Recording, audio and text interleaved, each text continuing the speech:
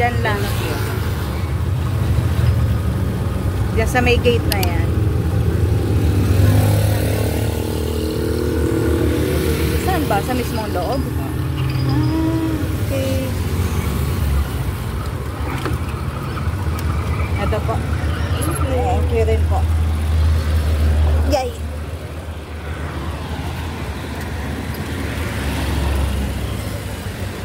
Hi guys! Nandito kami ngayon sa loob ng Casa San Pablo. Bale, mag-join kami ng tour, city tour. At isa ito sa unang stop namin. Good morning, kuya! Ang tour na to is about ano daw, arts and culture, mga ganon. Ngayon, nakita namin kasi ito sa page na City Tourism ng San Pablo. Then nag-join kami kasi gusto namin may experience kung ano yung makikita dito sa tour na yon. Pupunta kami dun sa meeting place pa lang.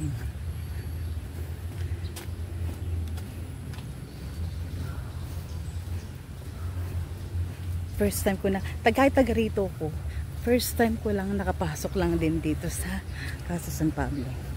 Bali yung tour na yon, marami yung, meron kasing Circuit A, Circuit B. So yung i-join namin ay Circuit B.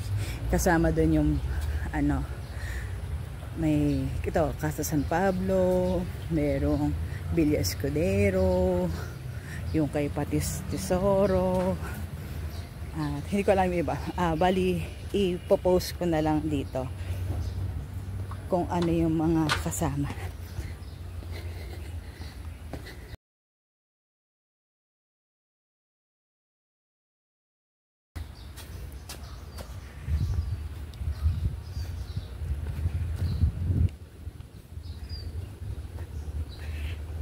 Ito, Casa San Pablo. May cafe.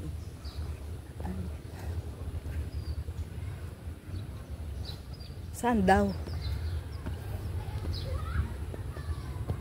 Most of us are from San Pablo, so welcome to Casa San Pablo and welcome to the Arts Extravaganza. I will use English now so that we are understood. Okay ba? Tagalog okay na rin? Okay. Yes, dear. Oh, okay. Okay, so I'll use English. Okay. Alright. So, but I'm very delighted that the majority of you are from San Pablo. This is part of our mission to help our own hometown get to know our own hometown. So the San Pablo Art. So first I want to tell you about the Art Extravaganza 2025, which we have joined. This is in celebration of this is organized by the Tourism Office. Together with the San Pablo Art Circuit, which I'll tell you about in a little bit. But it is in celebration of the National Art Museums and Galleries Month, which is this month of October.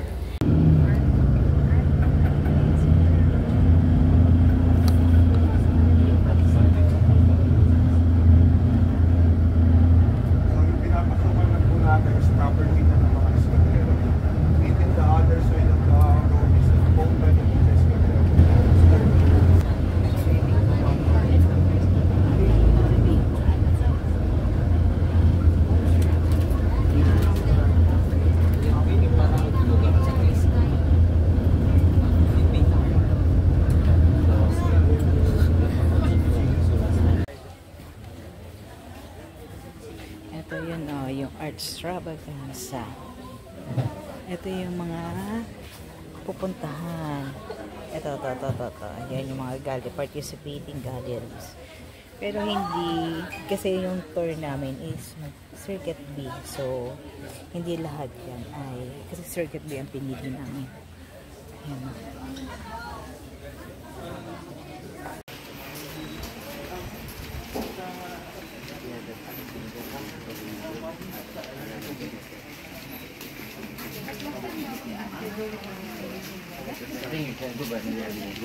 Every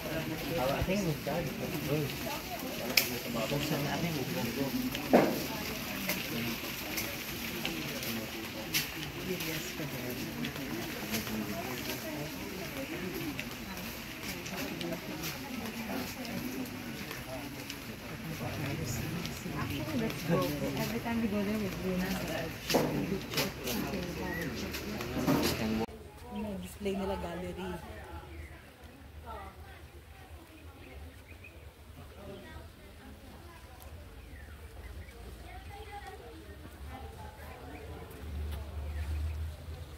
Bilisan mo.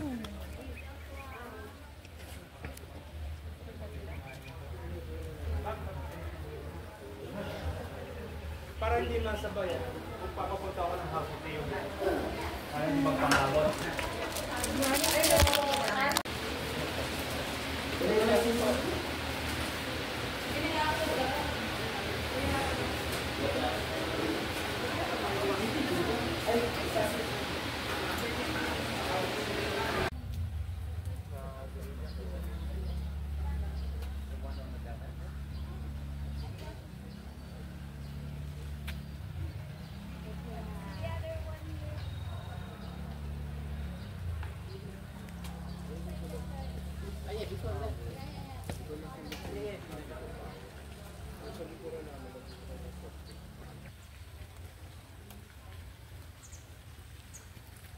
Ano, di na masama. Yung 200 pesos.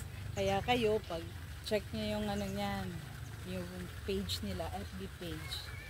Pag nag-open, try nyo.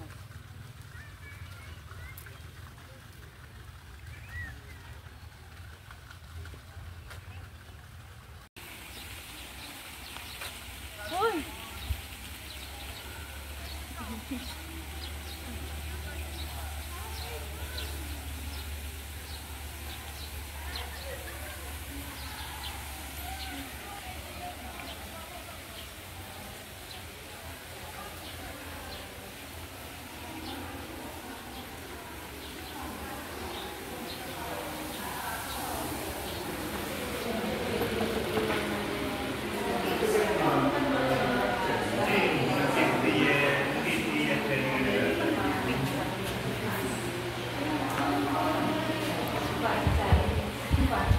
Ayun yun. Inilipat na pala.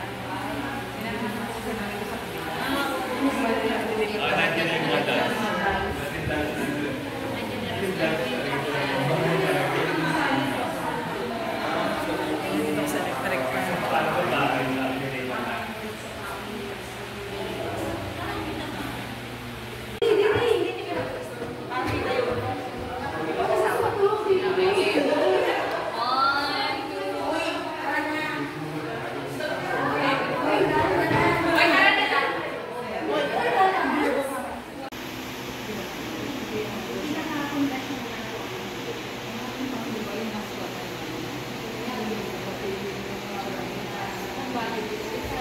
Yung mga malayayang ang kanya.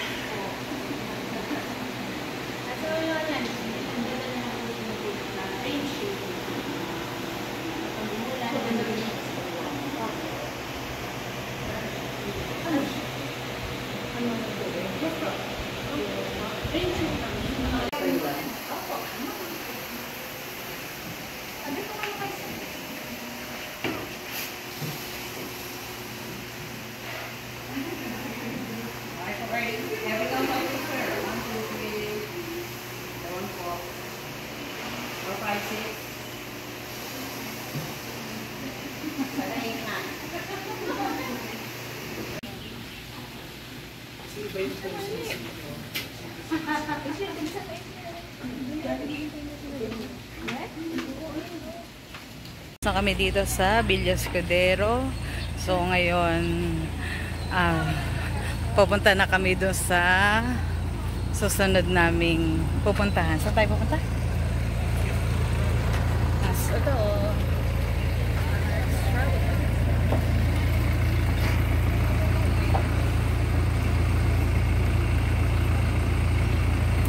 Tara, saan na?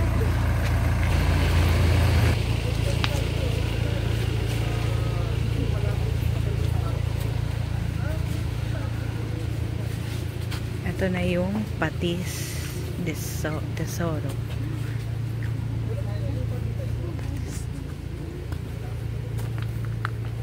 Ganda, oh. Very nature.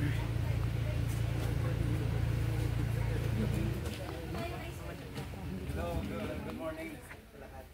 This is our shop. So yung mga gawa niya yung protection. For sale po ang mga nandyan. We're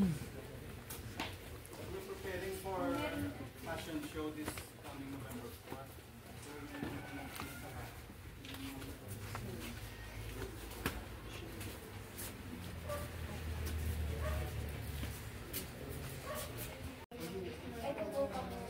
Wala akong gagamit.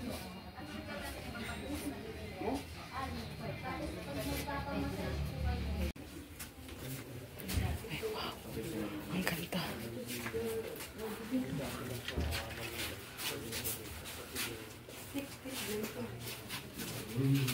Look at the collection. These are the clothes.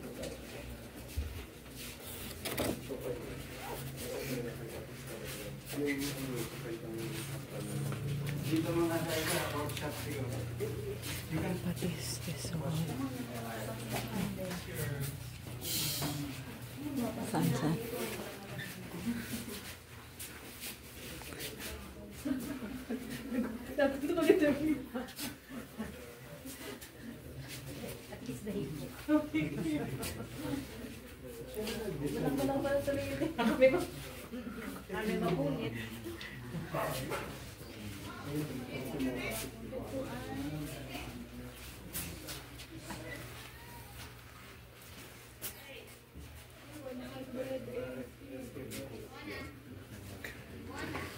Pwede po tayo diretso muna. Pag may gusto po kayo, babalik po tayo para bibili po kayo kung Ay. Ano ga, ari?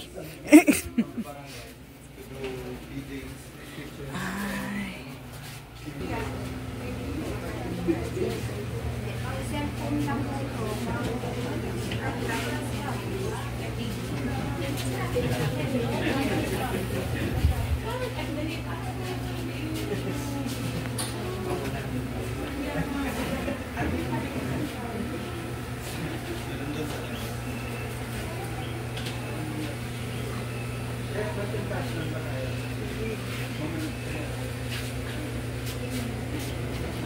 Ang ganda. Very detailed yung ano niya. Ganda ng design. Pinya ito. Ganda, no? Ano yan? Matarik. Matarik kayo, matarik.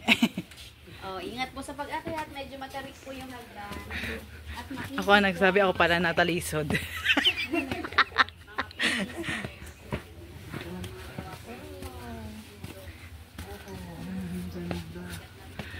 Grabe. Ay, wow.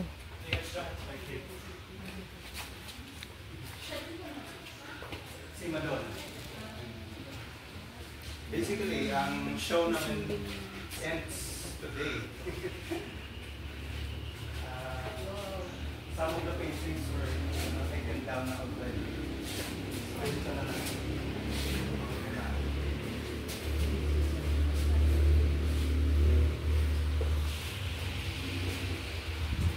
Ito yung collaboration with Pasti. Mga Patis and Pasti. The thing is, nag-photoshoot kami dito. Nag-ano ng models. From the barangay lang. With the dresses of Ma'am Patis. That's a...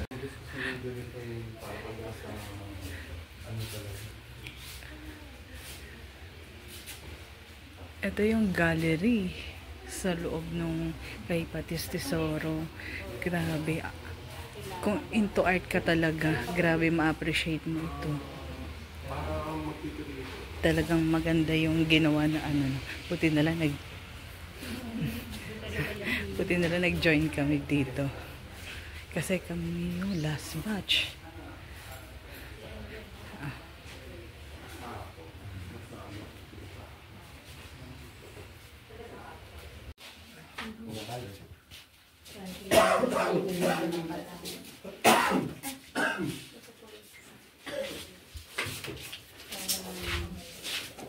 Ito pala yung 25 pesos.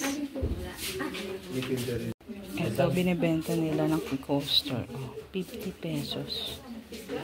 Ito yung mga design ni Patis.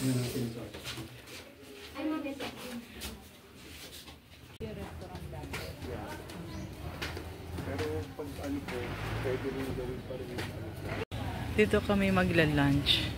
Ngayon, optional kasi yung lunch dun sa tour. So, kung gusto nyo i-avail yung lunch, magbabayad ka ng 500 for set meal. Pero kung hindi, pwede naman magbaon daw. So, kami, nag-avail na lang kami para matry na lang din namin yung kung ano yung ina-offer na food dito sa Suliap. Kasi first time ko lang din dito makarating. Ito yung third stop ng tour. Kakain lang daw muna kami. Tapos after nun, sakala kami magpunta dun sa museum niya. Ihahalin ko lang sila.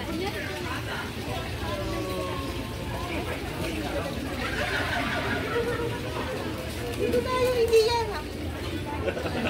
Pet friendly din pala dito. Ang daming dogs eh. Saan ba?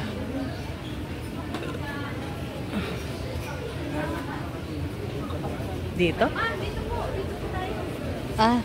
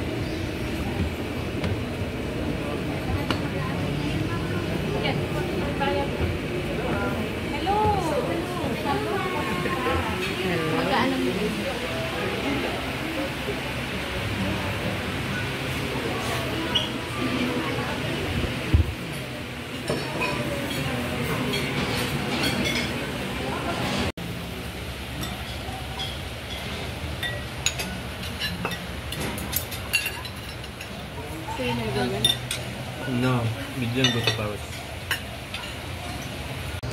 Dito sponsor na yung aming pag-join sa tour. Talagang nagbayad kami. Pero hindi kami na-disappoint kasi sulit yung food. Binayaran namin na optional lang. Pero 500 sulit ang food dito sa Sulia. So, pinuntahan namin. Ito kasi pangatlong stop na namin. Ang maganda siya. Imagine mo, nag-register ka lang for 200 pesos. Kahit mag-commute ka, hindi kulang yung 200 pesos. Tapos ang ganda naman ng medyo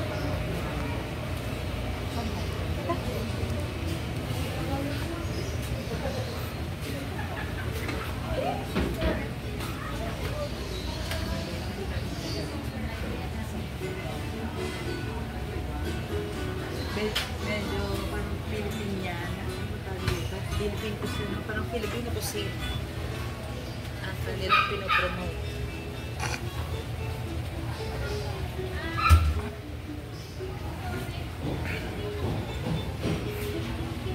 Ito yung bed and breakfast. Ata, ito na.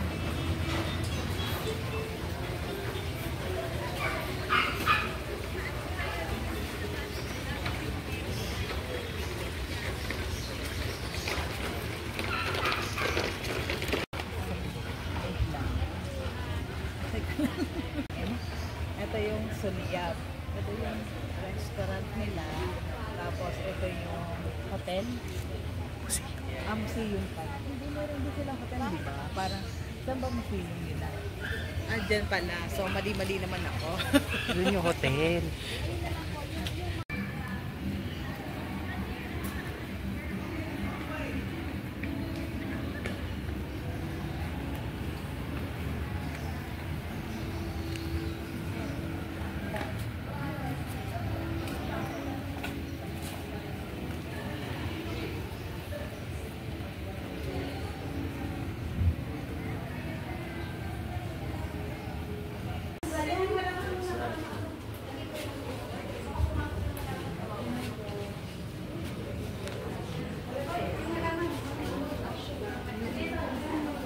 yung loob na Suliap Museum. Medyo traffic.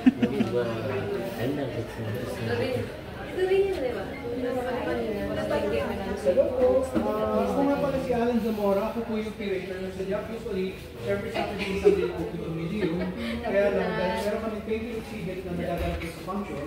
Hanggang October 31 po ako dire-diretso. Actually hanggang Ados pa eh. Kasi holiday naman. Okay, so every Saturday and Sunday, including holiday, nandito po ako. Kayo ang curator. Yes, ma'am. Your name again is Alan Zamora po.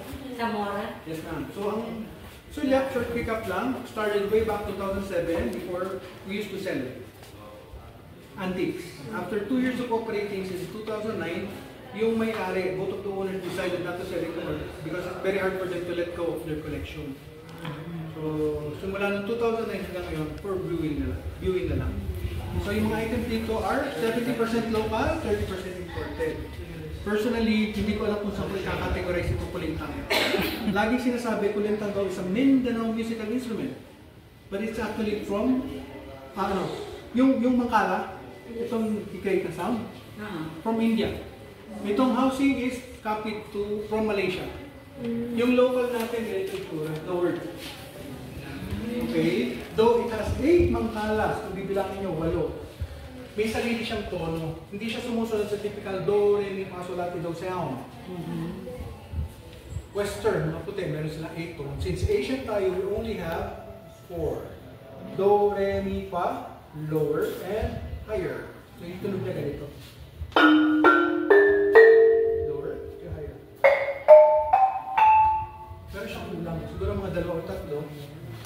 $4 and 5 cents. 34.05. Ililip mo lang po. 3405. Sa kabilang side nakalagay yung towels and bimpo. Sa loob nito nakatago yung ibang accessories like sabon, pang-eye supply. Tatawag ka ng room service. Sila yung mag-iidip ng tubig para sa'yo. Sila din, wala pang gripo eh. Sila din yung mag-pour ng tubig habang naghihinaw ka. At dahil walang butas ito, syempre may ipon dyan yung pinaginawan.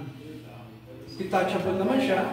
Kukunin siya ng room service, lalapit siya sa pinakamalapit na bintana, wala siyang pakialam kung may dumadaan basta doon siya magpapakit.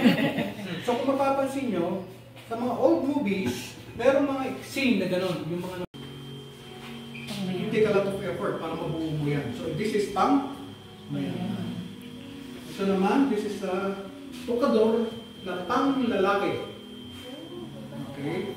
Mas kilala natin ang tukador na pang babae, di ba? Pero nung unang panahon, alam mo ba, na malalaman yung status symbol ng unang here.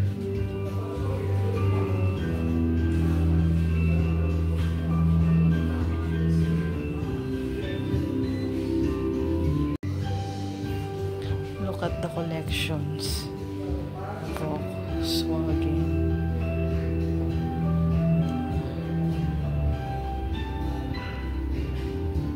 Ang ganda. Ano ito? Ceramic. Parang lalagyan ng wine. Ito, beer. Lalagyan pala ng beer. Was not contained in glass bottle. Ito pala yung dating pinaglagyan.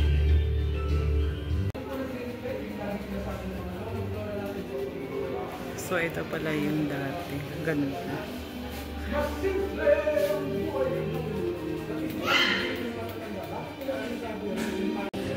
Ito yung parang exhibition nila.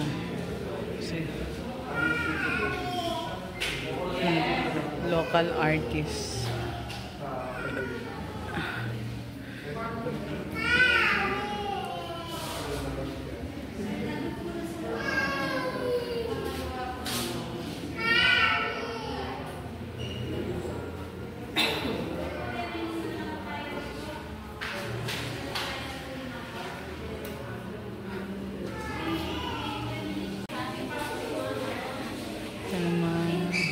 Ile Imperium Il Solo Exhibition.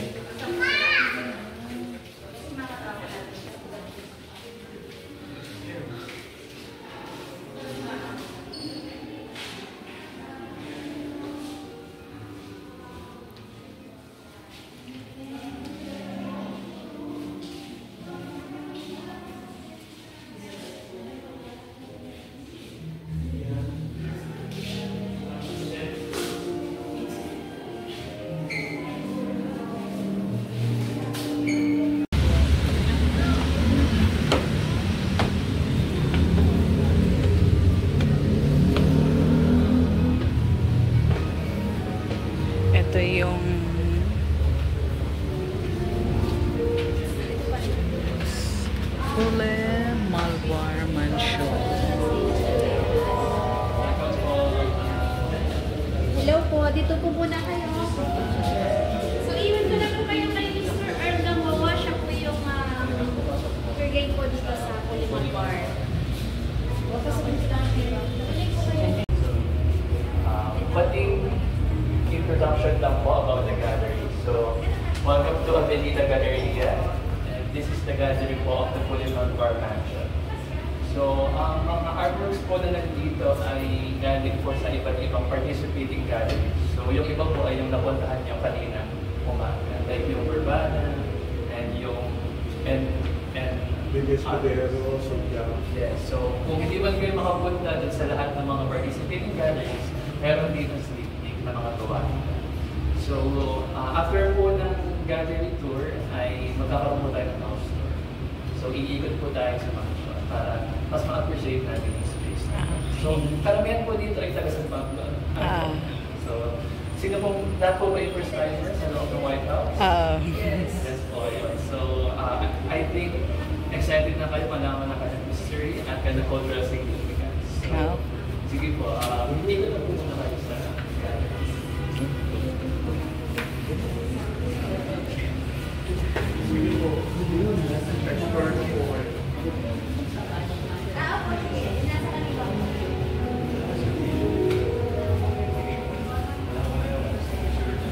Ito na yung perlas na sila.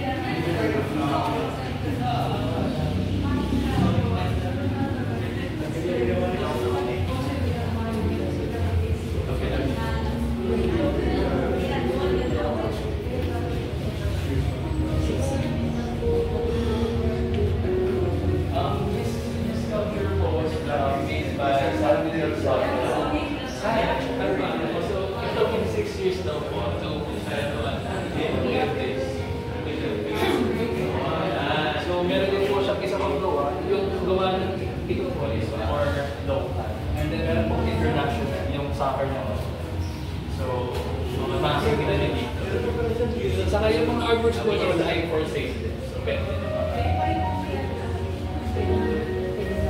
Nyo to, yung art na to, made of toothpick. Toothpick yan. Grabe, galing. Ito yung isang malaki rin na toothpick na art. 6 years in the making daw ito.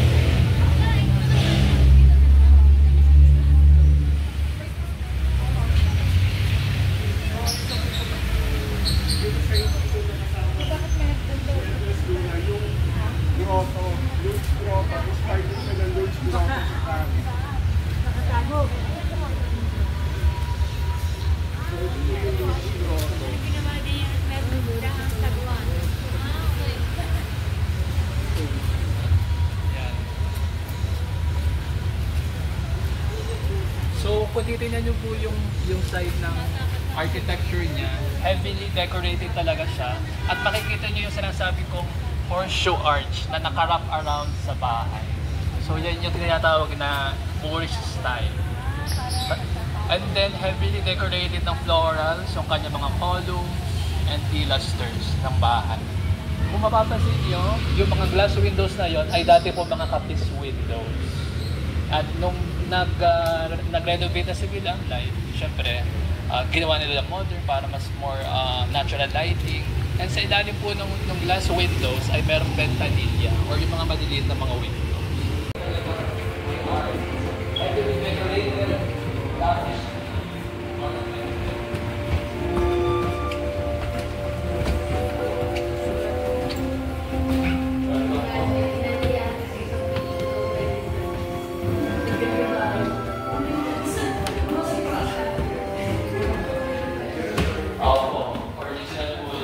So, this part was the old dining room of the house.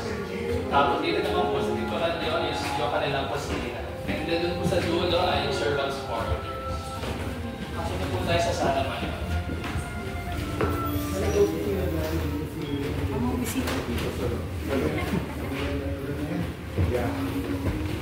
Pasok sa ating sala ngayon.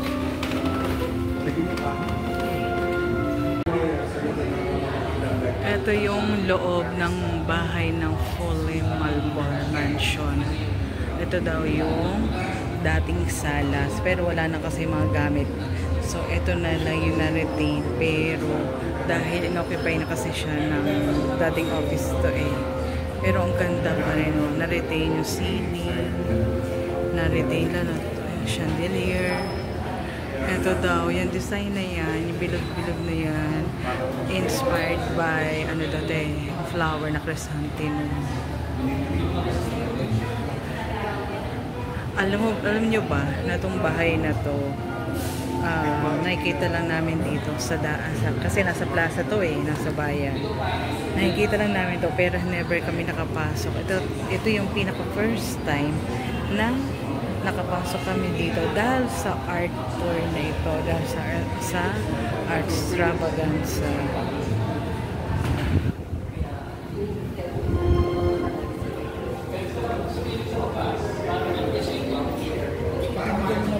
Ito yung main road.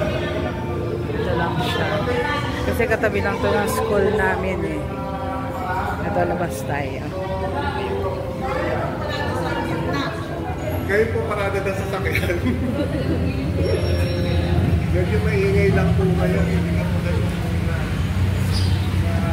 Ito siya. Ito yung veranda nila. Sa tabing kalsada talaga ito. O yan. Tingnan nyo naman kung gaano nila na-retain yung ganda ng ceiling, yung design.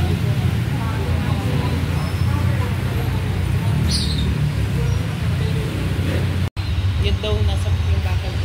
Ito daw yung original na bakod. Ito kasi bago na ito.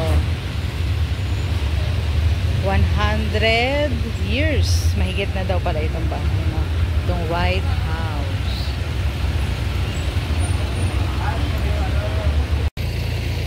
Ito, bumalik na naman kami sa Casa San Pablo. Pero this time, papasok na kami sa gallery nila or yung museum nila. Ito, ang tawag sila, the Art Barn. Ayan. Art Barn. Ito na yung pinaka last stop ng art tour. Kasi dito din kami nag-meet up place kanina umaga. Kanina ay, anong oras na? 4:01.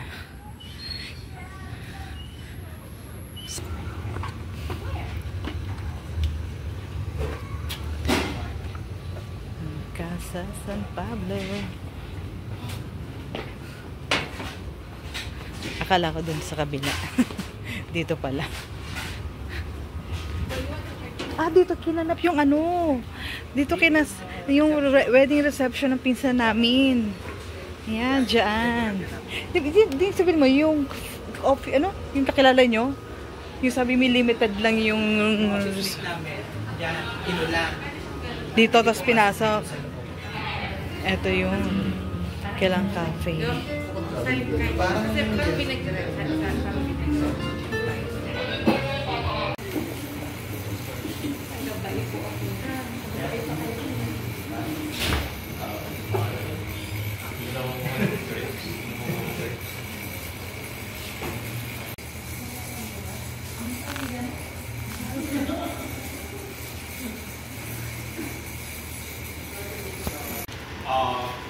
I see this as like biography of the artist. No? The way I look at it is, it's mixed media. The medium is mixed media. So what he did is he put the pants on and then embroidered it with images. So the way I look at this is that it is the story of his life. His life being, every one of us has like a favorite.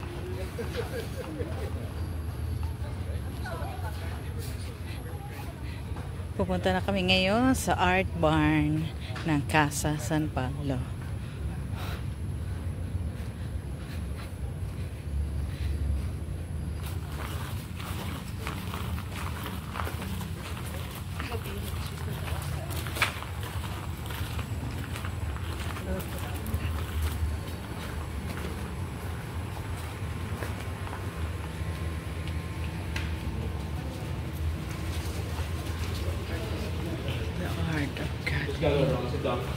Research stories of staff. So we find that the Philippines was Rizal, the presidents, siege of the Philippines with General MacArthur, and then typed it, and then put photo corners on the first day issues so that it would look proportionate to the.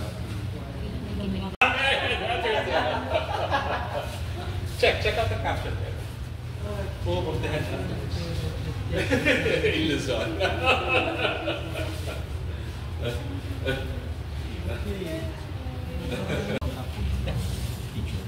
It's actually like a print. Collections of coins and money, so yeah, we would go out and then we would collect bills and coins.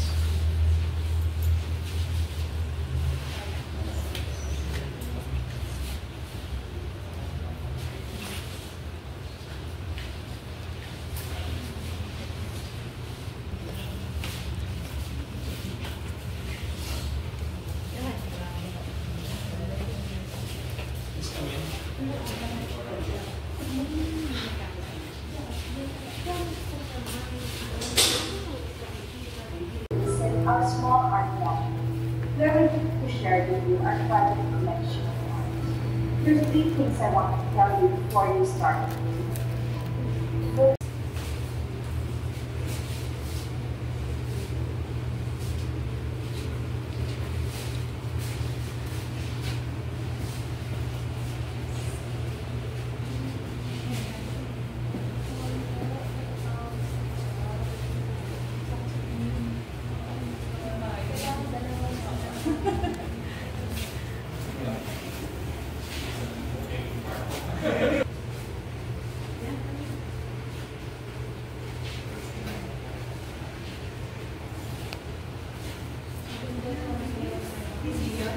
Well, yeah, okay.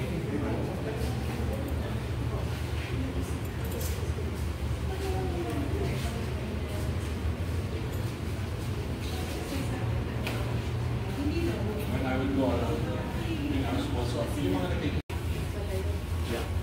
yeah, it's actually a key mover.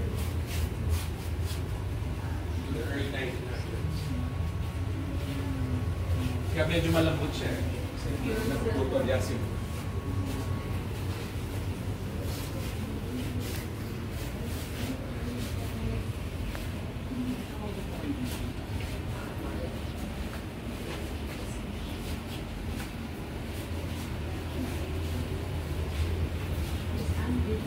Yes. There's like collaboration. There's a collaboration with Francis Nashon like that. There's a perya, ito sa mga perya pag fiesta, so ginawa niya. There's also collaboration with Jason Cortez and Francis Nashon. So she did the play and an painting sila Francis and Jason. Ang rendition of Three Kings niya is, ayun din, merong nasa kalabaw, at saka meron ding labandera, at saka merong may hawak na sapo. So yung blue, yan yung labandera. Tapos nga sa likod, sa Pungero, yun yung visitors na kanyang bilhin. So,